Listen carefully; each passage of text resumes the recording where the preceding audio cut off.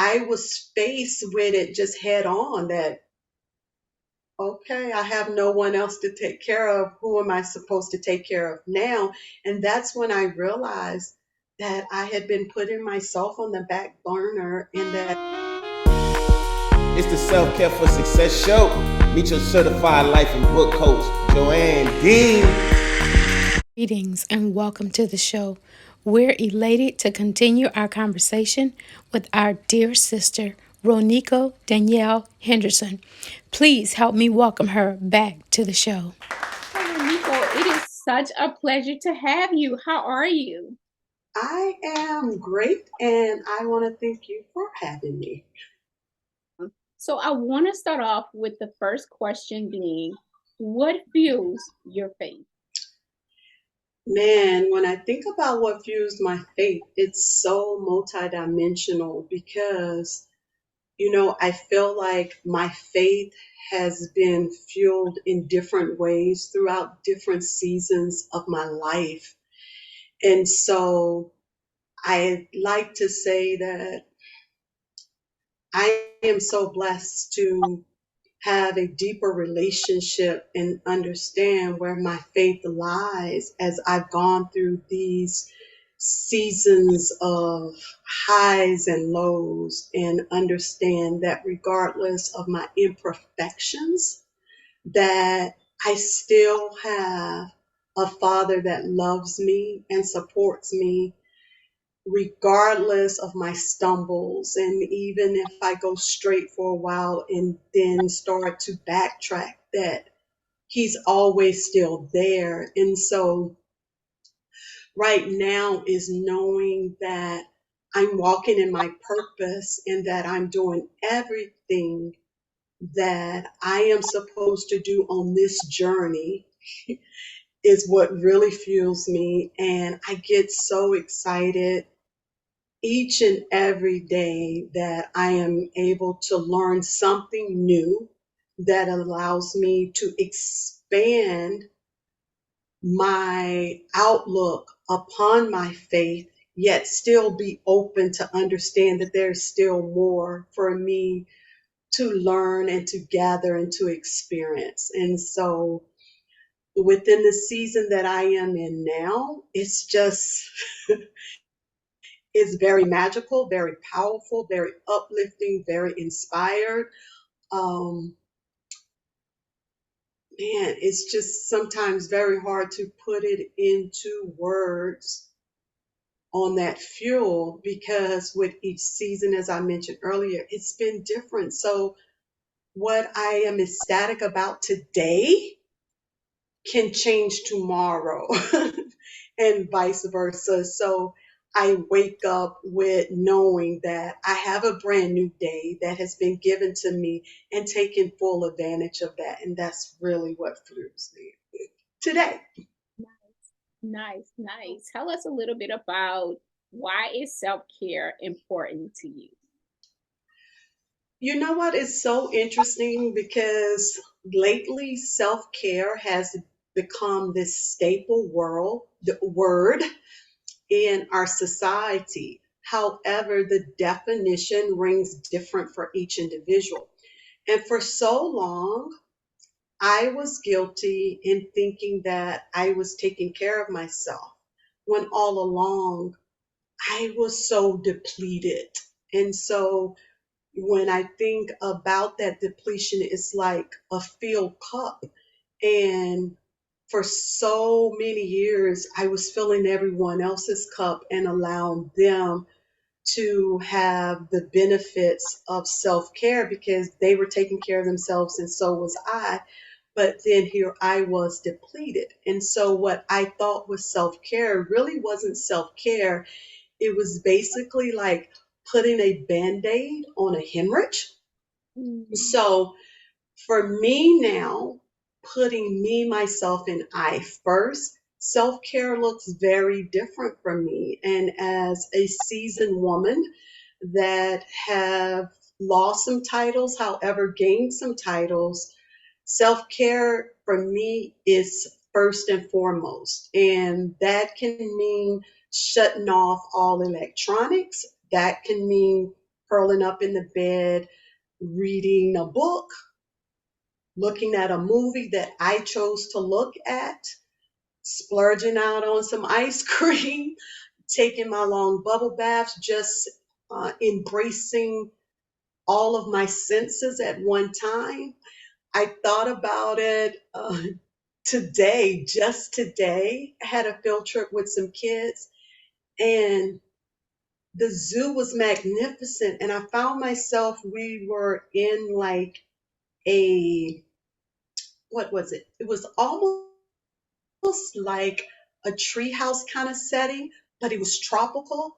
And I immediately put my hand on one of the trees. And for me, that was, oh, that was so fulfilling. The kids like, what is she doing? And I felt at peace. And I was like, this is self-care. I wanted to take my shoes off so I could get grounded, but my self-care just looks different now. And a part of self care for me is putting me first and taking care of my needs first. And not that I am ignoring those that may need my attention, but in order for me to be at full capacity with my cup, I need to take care of me. And so that's where I'm at with my self care. Mhm. I love that. Would you share with us what's the one thing or what's something that helped you to shift to put you first? I was forced to put myself first.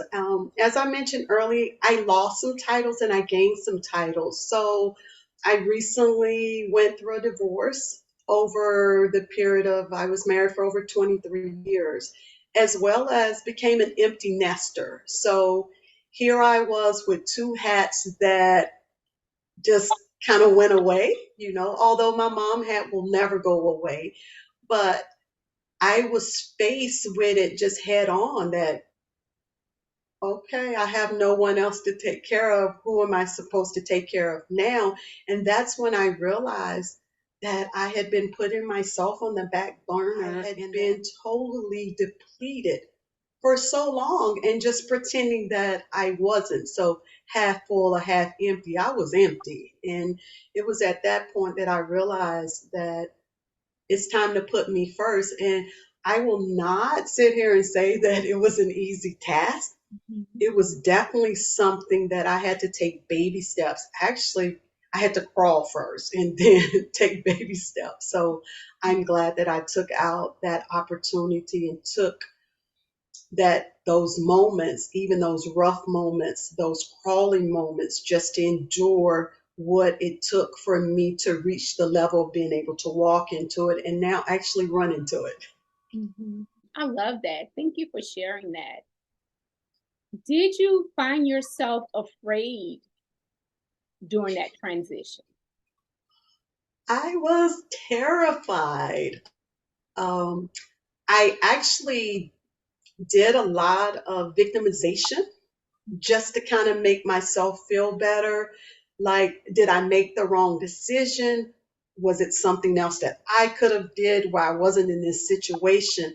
Although all along I knew that it was the right decision, it was still scary because as a seasoned woman in my mid 50s, it was like a complete start over. And so one of the things I like to tell kids as well as adults that I work with is that who are we listening to? The little white mouse or the little red mouse, like Tom and Jerry?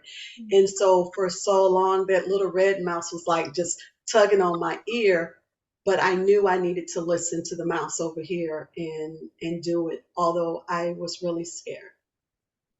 Wow. So, how did you move through the fear?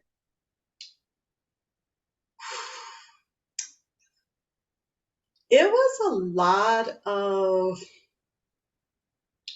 self reflection, just looking at how things had occurred for me over a matter of several years and how did I want to live now? And I knew that I could not, I had been gone for a period of a few years, and I knew I could not return to the way that I was living prior to leaving because I was not that person anymore. And so I have some really great sisters, and I call them sisters. They're family. They're not biological. That was just there for me, as well as my Reiki master teacher who would not allow me to play the victim, and he's a very gentle spirit, Mm-hmm. but he was like, this is the end. We're not crying anymore. Look at yourself in the mirror, because I was going back and forth. And just the shift with where I was at with my spirituality, my faith, and knowing that he never will put more on you than you can bear. And he already knows that the outcome is going to be victorious. You're going to be successful. Everything is going to go just as it should, in which the order it should. And so just having to trust and believe that and know that that was going to happen. So that was a part of that journey.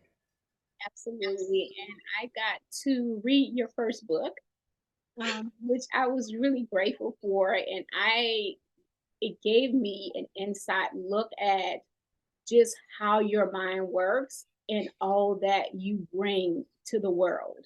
And so thank you for taking out the time to put your thoughts into words and to share that with the world. Thank you so very much. And so, even having written your first book, tell us, what do you want to be known for? I want to be known for the person that you could come to that is going to always give you the truth. And, but it's going to be given to you the way that it needs to come to you. You understand? Mhm. I've worked with people before and they're like, okay, I want this, this, and that. But then when you give them this, they're like, I'm like, so do you want to reschedule? Because do we want a crying session or do we want to deal with what's going on? And just keeping it real. I, for me, I can't be fake and phony. I have to be true to who I am. And I'm so very grateful for the book sense, but I'm also very grateful for the street sense and how they intertwine and allow me to work with a diverse group of people where that I am welcoming and they feel welcome in my presence. And so just knowing that she gave her all and that she gave it with truth, honesty, and love. Yeah, and I can attest to that. You're a very generous, caring person, and anybody who has the opportunity to be in your presence will definitely feel the generosity and the care that you so freely give. And so I'm just grateful to be a recipient of that. Thank Absolutely. you. It's it's what flows through me, and I didn't really truly realize that it was one of my gifts, and it's always been there, just wanting to give. And I remember going to school in downtown Nashville, and I had to ride the public transportation bus, and there would be homeless people out there.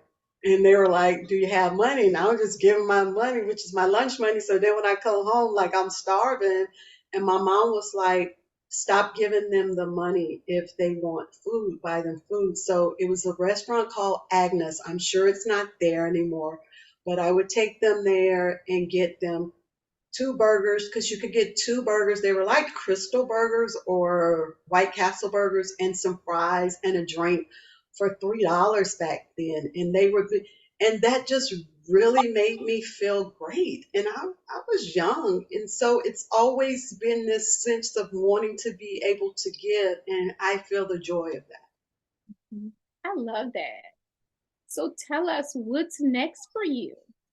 So what's next is I am working on I am still working on the completion of the follow up to thought provoking reflections during a pandemic, transforming your thoughts into breakthroughs. I have the follow up to that is reflections upon your breakthroughs, taking ownership of your transformation. And with this time around, I am planning to do three versions of the book, which would be in English, Spanish, and German. So that's what I'm currently working on. I'm also working on building my brand, Reflections by Roneiko, which I try to provide something on a daily basis to reflect upon, to just get your juices thinking on, okay, what would I do in that situation, or what can I do better to improve or inspire or motivate my own self?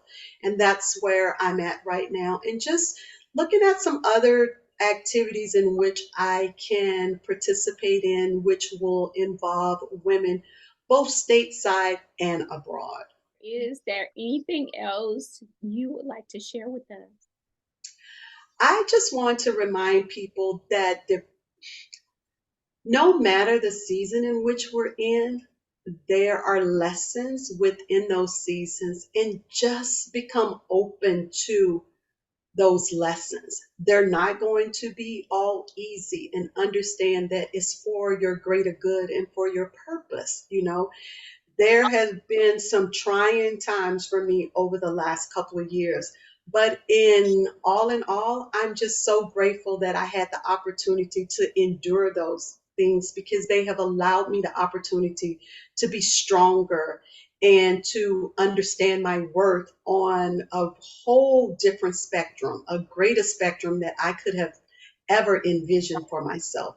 So don't run from those things that are not all shiny and glittery, and understand that sometimes we must go into that dark shadow work in order to come out shining bright like a diamond. I love that. I love that. Thank you so much. How can our listeners stay connected to you? So you can stay connected. I am on Instagram, Reflections by Roneiko, as well as YouTube, Reflections by Roneiko. Thank you so much, Roneiko, for being with us today. We are just so happy that you found time in your schedule to be here. Thank you, thank you, thank you. Thank you for having me. Take care. Thank you so much for tuning in, and we'll see you next time. Take care.